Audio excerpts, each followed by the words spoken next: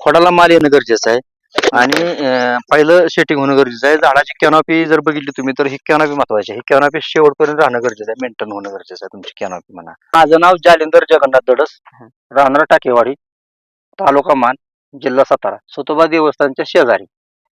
Mobile number 9970741380.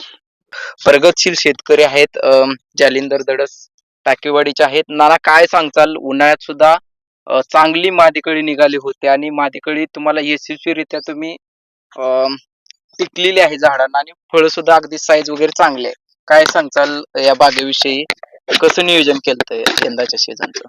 यंदा सीझनचं म्हणजे आता कसं आहे, ही आपण बाग धरली होती 17 फेब्रुवारीला. 17 फेब्रुवारीला बाग धरल्यानंतर आता जवळजवळ आज एप्रिल म्हणजे 2.5 महिने झालेत म्हणायचं. तर मुळात कसं आहे की पहिल्या वेळची जी कळी निघते सुरुवातीची स्टार्टला, ती कळी त्याचा स्ट्रोक मोठा असतो, ती मुळात पहिली शेटिंग होणं गरजेचं आहे. नंतरच्या ज्या परत बुवा नंतर फुटवा निघून नंतर शेंड्यावरची माल येऊन परत शेटिंग त्याची साईज किती केली तर साईज बारीक राहते.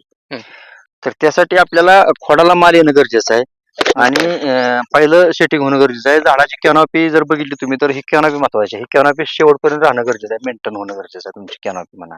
तर ह्या सगळ्या गोष्टी आता ह्या झाड बघा तुम्ही, ही झाड जरी बघितलं ह्याची कॅनॉपी बघा तुम्ही, कुठलेही झाड बघितलं बागेमधलं तर कॅनॉपी महत्वाची आहे.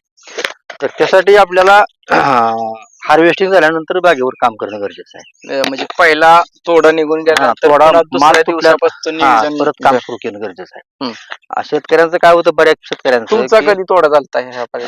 माझा तोडा गेल्या वर्षी गणपतीला झाला. म्हणजे साधारणतः ऑक्टोबरच्या अगोदर सप्टेंबरला तोडा झाला माझा. ऑक्टोबर एंडला संपला दुसरा तोडा.